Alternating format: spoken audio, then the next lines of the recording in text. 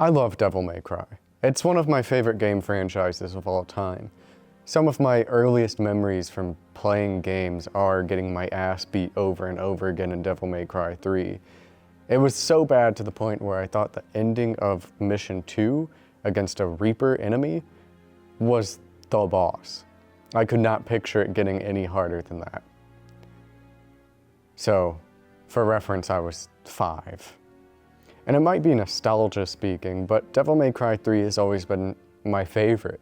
Yeah, there's parts of other games that are obviously better. I love the gameplay of Devil May Cry 5, but 3's always had a special place in my heart.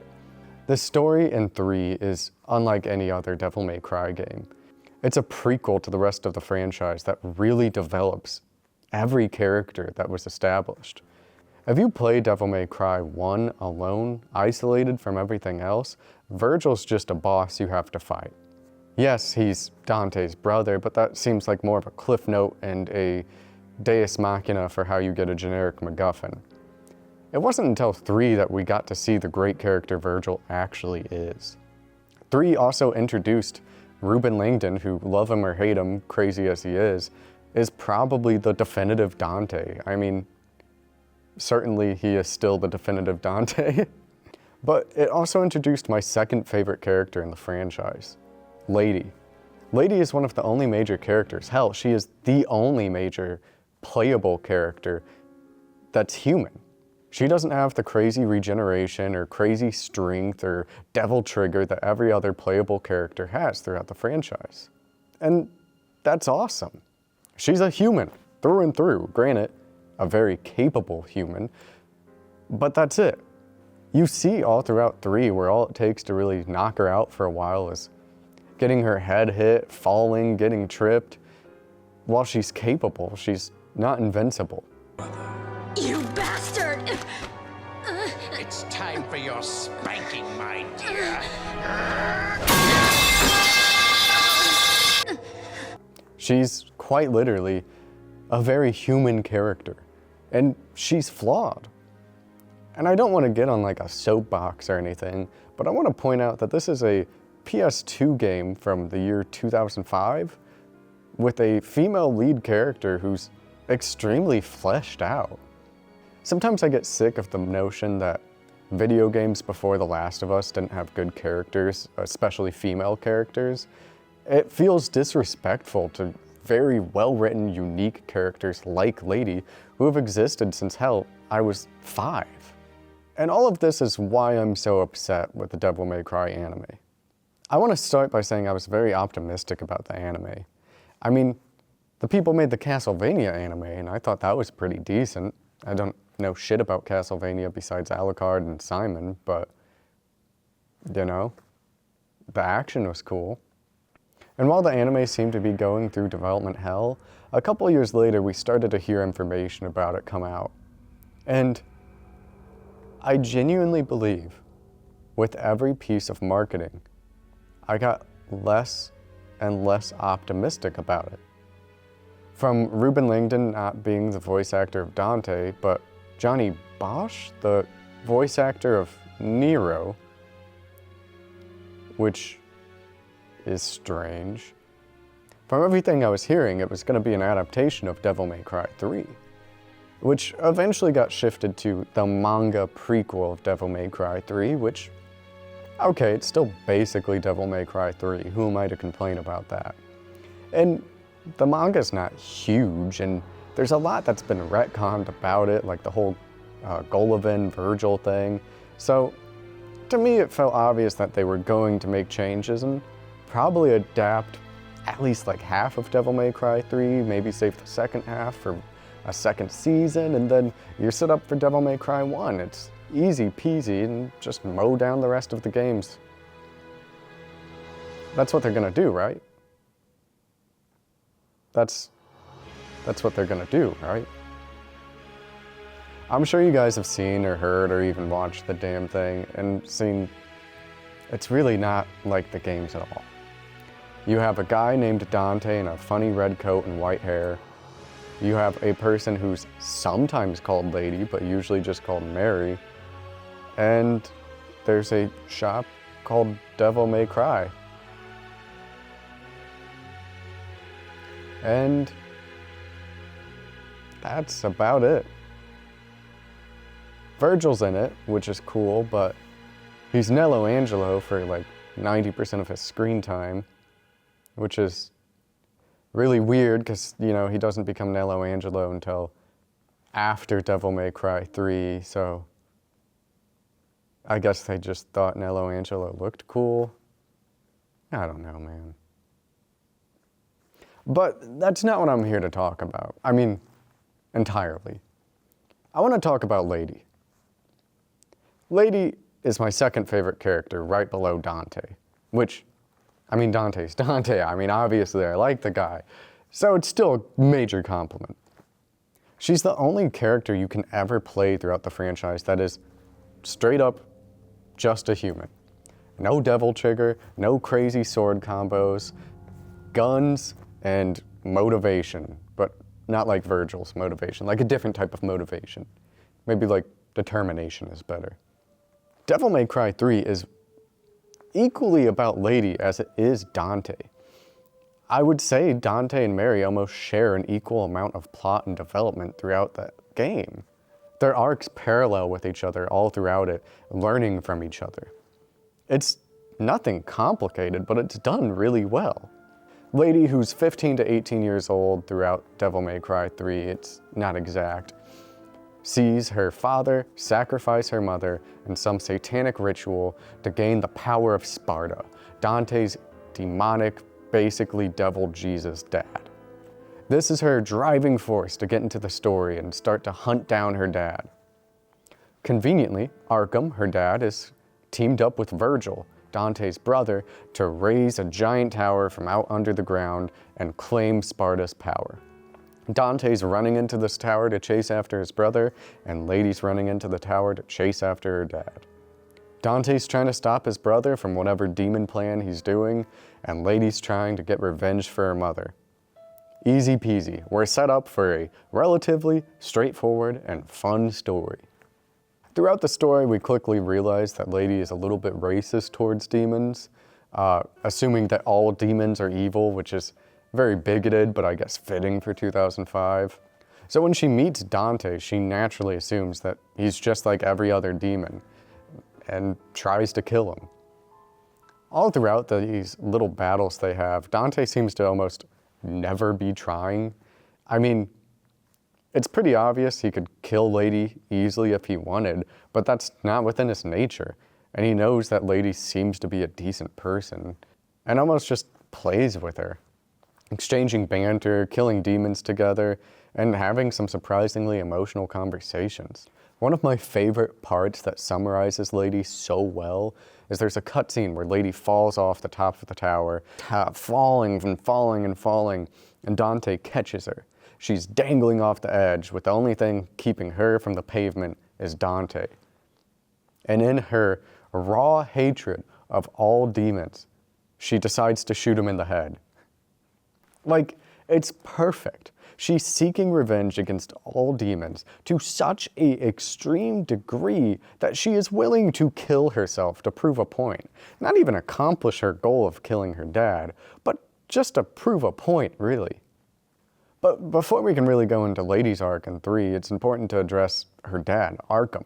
Arkham is one of the main antagonists of 3, right up there with Virgil. He's extremely important. Being Lady's dad, he sacrifices her mom for ultimate power, the power of Sparta! And that's his arc. He's dedicated to that through and through. He never changes. He's evil. He is a human who wants demonic power to rule the world. It's not complicated. But it serves well to show Lady that maybe not all humans are good. Maybe there's demons within humans. Maybe humans are naturally drawn to that. It perfectly parallels Dante. Arkham is a half-human, half-demon who's completely evil. Dante is a half-human, half-demon who's good. And throughout that, Lady starts to be able to tell the difference between the two. And through Lady's determination to kill her father, Dante sees that this human who has so much less power than him, is more determined and knows right from wrong more than he ever will. They work perfectly to show each other the moral of the game. Dante learns that you need to put effort into things, and Lady learns that not all demons are bad and not all humans are good. Chef's kiss, easy peasy. There's so many little clips of just cutscenes throughout this game that I can show that really in 1 or 2 sentences explain the plot of the game. Are you crying? It's only the rain. The rain already stopped. The devils never cry. I see. Maybe somewhere out there, even a devil may cry when he loses a loved one. Don't you think? Maybe. The ending cutscene is fucking awesome. They even drop the line. They say the thing, and it's cool. I like it. So, how does this work with the anime? In Devil May Cry 3, Lady is called Lady because only her mother got to call her that, and she doesn't want anyone else to use her name, especially not her father. So, naturally, Dante picks the name Lady to call her by. In the Devil May Cry anime, she's called Mary throughout almost the entire thing, and I think in passing Dante calls her Lady sometimes. In there's a really good metaphor about the two characters being completely different. So they didn't even get the character's name right, so that's a good start. I'm really liking this. Mary, as I'll call her throughout the rest of this section, is a super cop, which is hilarious that Devil May Cry, the anime, has essentially a secret state police force of demon hunters named Darkcom, and one of them looks like lesbian Nightwing. And she's dating a guy named King. And for some reason, that was more appropriate than calling Mary Lady. That fits the story better. Alright, this is gonna be fucking awesome. I mean, where the fuck do I even start? This anime sucks. It's hard to contrast Lady and Mary because they're basically two different characters. Like, if you were to draw a Venn diagram, the only parts that would really interlap would be eye color, hairstyle, and sometimes their name. That's about it. Fuck, I guess you can say they're both women. That's something else. You really got them this time. We start the show learning that Lady is basically a super cop who has top secret bullets that just one-shot basically every demon she ever encounters, and therefore she's like basically the most powerful character in the fucking show. I mean, like, Dante is held hostage for probably 30% of this show. I'm not exaggerating. I'm willing to bet if you took the runtime of Dante's on-screen appearance, or hell, if you just took the runtime of the show and calculated like how much of it Dante is held hostage on or off screen, it would be around 30%. And most of it is because Lady is holding her, Mary is holding him hostage, which is insane. I'm not trying to be one of those guys who's like, they made Devil May Cry woke, they made Lady beat up Dante. But like, having Lady beat up Dante like defeats a major point of the franchise. And shockingly, Arkham is almost all but removed from the show. We get a little bit of an origin story for him. He's a human who learns some science and converts himself to a demon for power after a demon attacked him and his family. And like, why? I don't want him to be a sympathetic character. There's already a character in the franchise who had a horrible incident where his family was attacked by demons, and what he took out of it was he needs more power. And that's Virgil. That's his thing. Why would you give Virgil's thing to Arkham? Arkham's evil. That's the end of it. He is a bad, evil man. He's manipulative, he's a murderer, and he gaslights my queen lady. What redeeming qualities are there? The whole point is he's a human who's given up his humanity. Don't make him sympathetic. That ruins the point. And turning him into just this weird vampire Nosferatu creature, it's like, okay, I guess that's infinitely less interesting than what just happens in the games. And like, yeah, I guess Lady gets to see firsthand that demons can be evil, but he's just like an animal. If anything, I just feel a little bad for her dad, kinda, but like, compare that to Devil May Cry 3, where Arkham is a manipulative and evil person who reduces everything to just numbers and how he can get more power, and that's infinitely more evil than I murder someone because I'm a little vampire guy. And I don't think they understood that. It just makes demons feel more like animals than actual people. And it kind of, to me, weakens Lady's entire origin story. Lady becomes a demon hunter because she realizes that there's evil demons out there because of her father. She sees true, pure evil. In this, it feels almost like a bear killed her mom. Like, yeah, okay, I guess. Like, yeah, demons are a problem. Guess I'll join the police.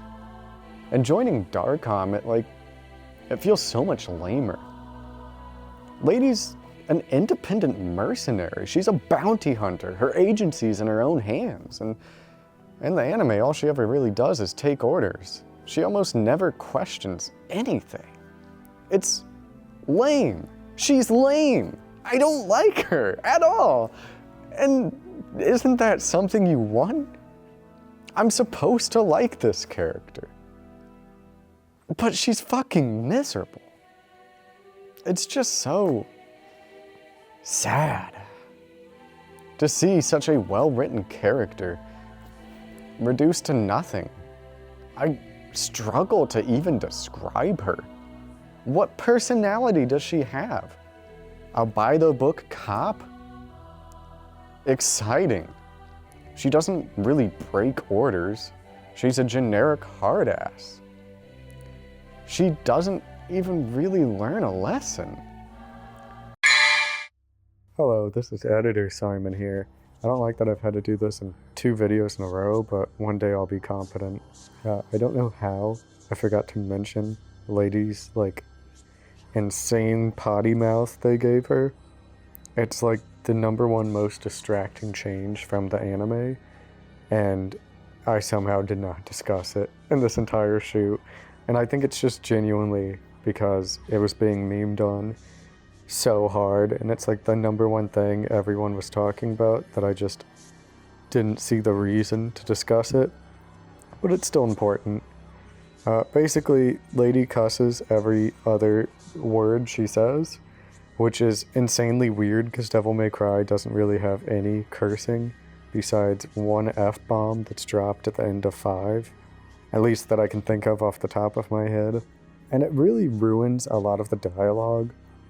You might shit on me for saying it, but Devil May Cry has almost Shakespearean dialogue where there's a lot of hidden emotions and hidden intentions behind every line, because a lot of these characters don't talk too much, so the few lines of dialogue they're given are written very well, starting at 3 and forward. Devil May Cry 1 and 2 have some goofy moments, but Lady's first introduction to the player is actually in the intro cutscene of Devil May Cry 3, when you start the game.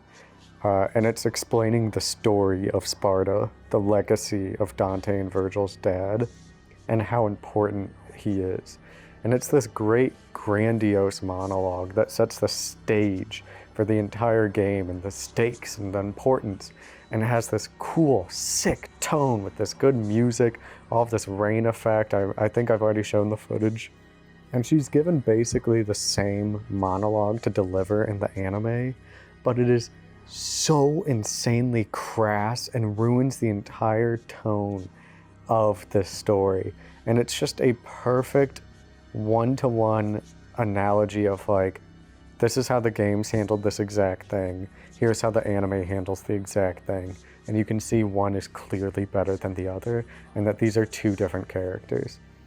And because Netflix will DMCA my ass to oblivion if I play much more of this show than I have, I'm just gonna have the actual transcript here for you guys to read. Okay, back to this idiot. Sorry again.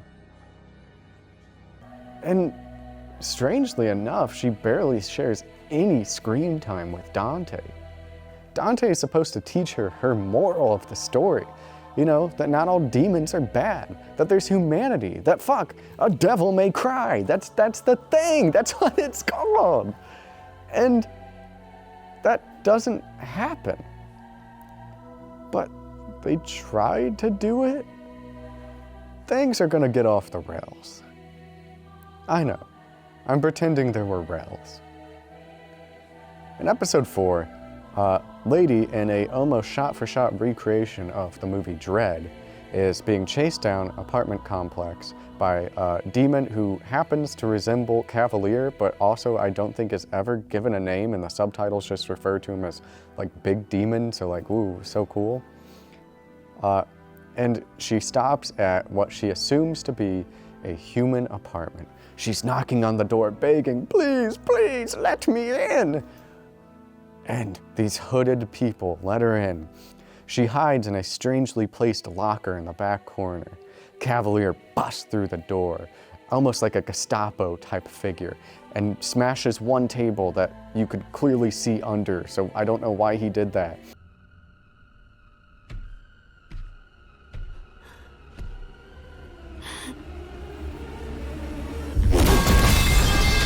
And then doesn't look in the back of the 4 lockers, like the only other thing that's in the room, and leaves.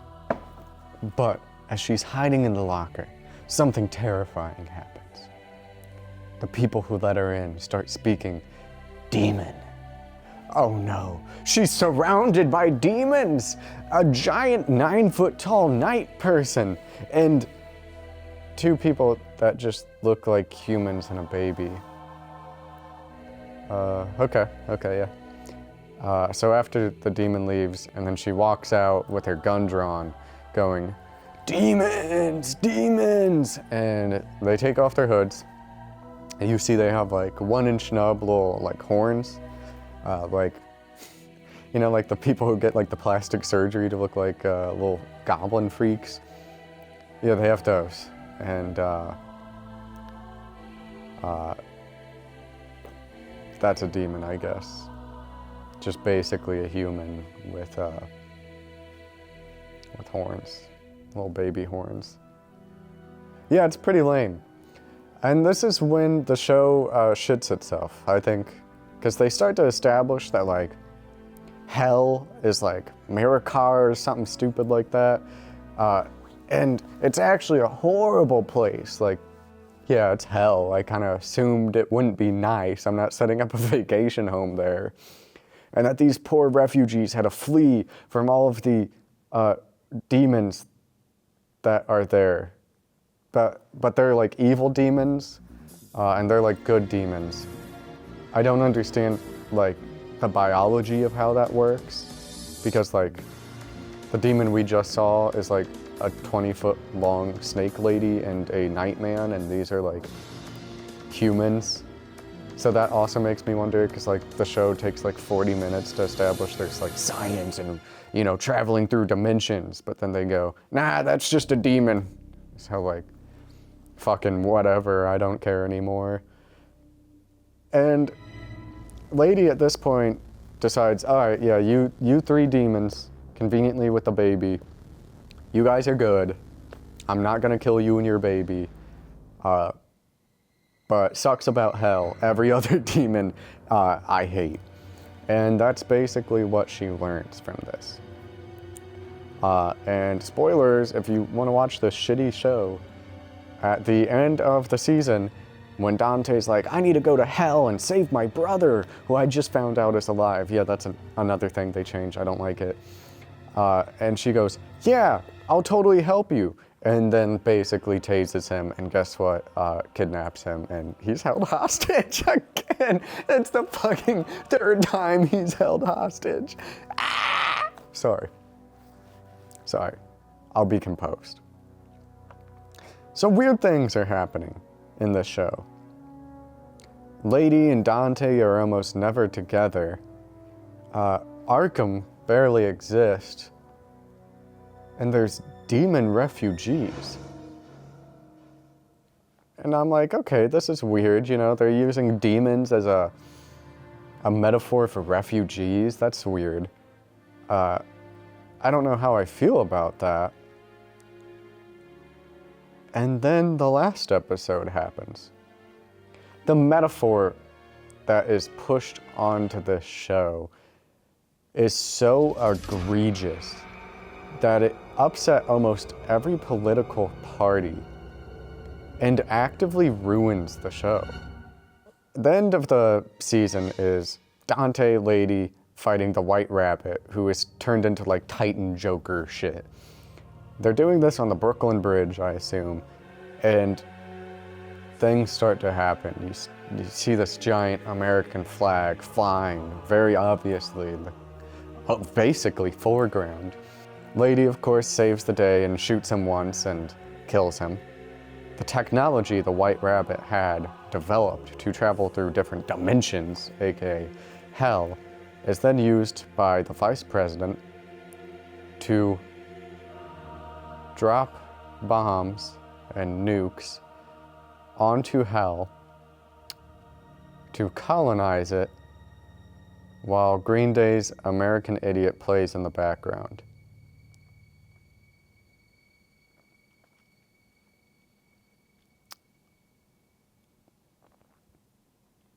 Did I mention you see the Twin Towers in this show? So all while I'm watching this show, one question keeps coming to mind. Why?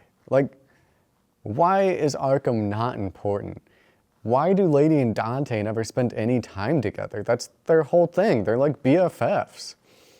They need to be together to explain the story. Why do we have to throw in these random MacGuffin demons who aren't even named to explain that maybe not all demons are bad? Why are there demon refugees? Why do we have to set that up? And then it dawned on me.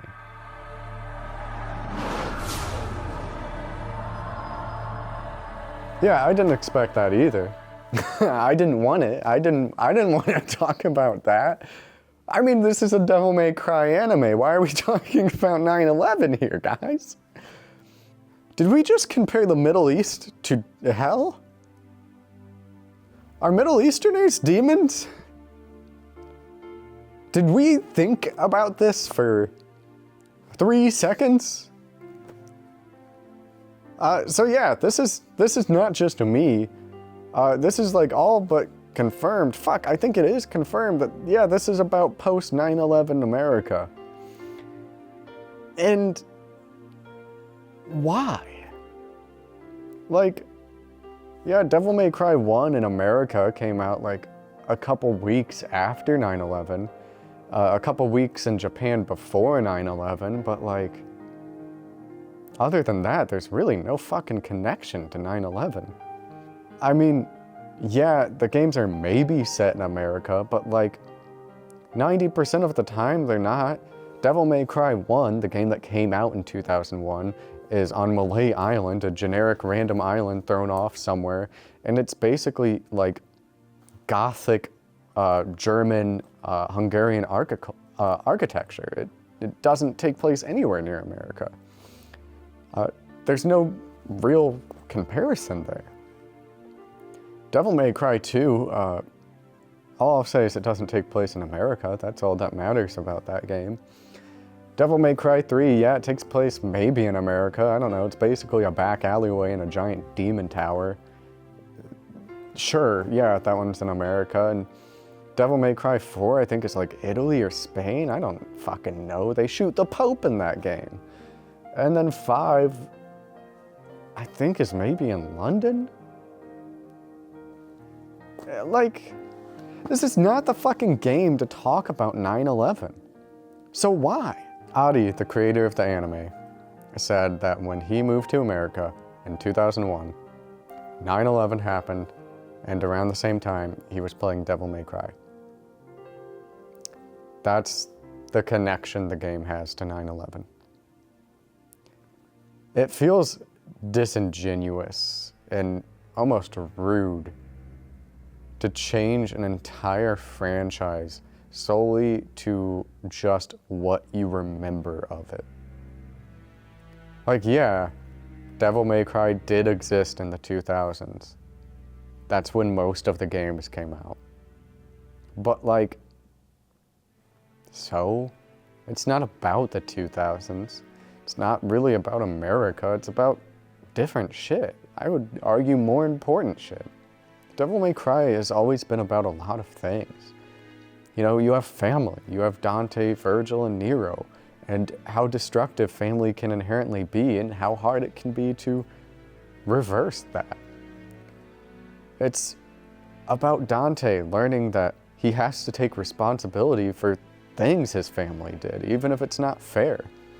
Sparta upset a lot of demons, and he's going to be paying the rest of his life for it to protect humanity.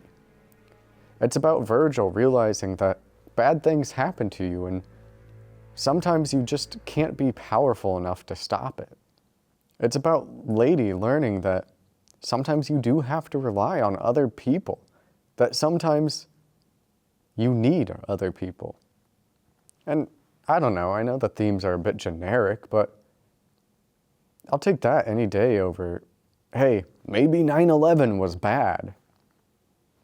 And to introduce all of this, it just feels so selfish. Like, oh, your individual experience with this franchise means everyone's experience has to be that.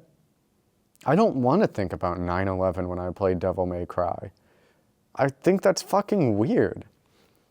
There's more important things than holding on to that. I understand that adaptation is hard. I love The Shining, I love Lord of the Rings, I love The Thing, you know? Those are all adaptations. But this is something entirely different. This is a story someone wanted to tell, and they needed to call it Devil May Cry to let it happen. And because of that, the story suffered. Lady does not get to be her actual character because Adi wanted this to be about 9/11. Arkham can't exist in the form that he does in the games without making things very morally questionable. Is being a demon being Middle Eastern? Is being a demon being a terrorist? Is being a demon just anything that's other? Well, if they're sympathetic, you can't have that be the case, you know? But there's good demons and there's bad demons, so it's not just a clear metaphor. I mean, some of these demons are just straight up evil. I have to imagine they're gonna make Mundus straight up evil. So what? Arkham is so driven mad that he becomes Middle Eastern? He's so driven insane that he becomes a terrorist? It doesn't work, so they have to cut it. Okay, well, if you cut Arkham, well, that's half of Lady's whole story. So I guess some random demons will give her that. So what does that leave Dante? Is he, like, mixed? It doesn't really work, so they just kind of ignore it. They make it where he doesn't even know he's a demon, which, okay, he's exploded and shrugged that off. I guess he didn't think that hard. And he just isn't from hell, so I guess they can knock that off. It just doesn't make any sense. And because of that, he just feels so weird in the show.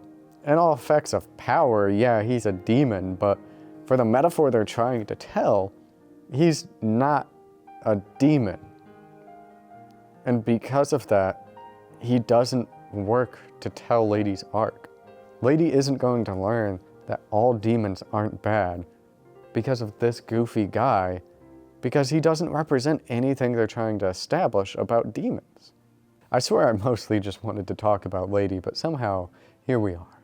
Trying to talk about how Lady doesn't work in the show is so hard because she's so connected to everything. Realistically, she's the main character of the show. She has more screen time than Dante. She's the closest person to having an arc, really, and honestly, it's really her actions that progress the plot. And I'm not trying to complain about it. Lady's my second favorite character. I understand that having a show just about Dante can be challenging. I mean, he basically beats the shit out of everything he comes across and doesn't take much seriously. I understand wanting to have a human character be your protagonist. It's lame, don't get me wrong. I don't like it, but I think Lady as the main character can work.